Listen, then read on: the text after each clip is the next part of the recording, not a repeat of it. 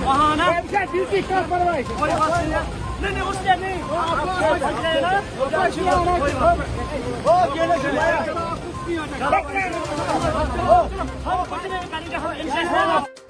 हम टीसी पर ड्यूटी कर रहे थे। मुझे अपने एसडीओ साहब और एसडीपीओ साहब ने इन्फॉर्म किया है कि कोई लड़का वहाँ नहा रहा था तो पानी ने उसको अपने लपेट में ले लिया। तो हमारी रेस्क्यू टीम आई है, हमने ऑन स्पॉट इसको बचाया है। ये हमारी ड्यूटी है, हमारा फर्ज है। ये कहाँ पे हुआ था? ये द्रंग यहाँ से ही किसी ने हमें फोन किया है, हमारे डीएसपी साहब को, हमारे एसडीओ साहब को। उन्होंने हमें इन्फॉर्म किया है कि द्रंग को हमने अब रेस्क्यू सामान साथ लाया, हमारा हमने रेस्क्यू टीम साथ लाई है, इस बच्चे को हमने बचाया।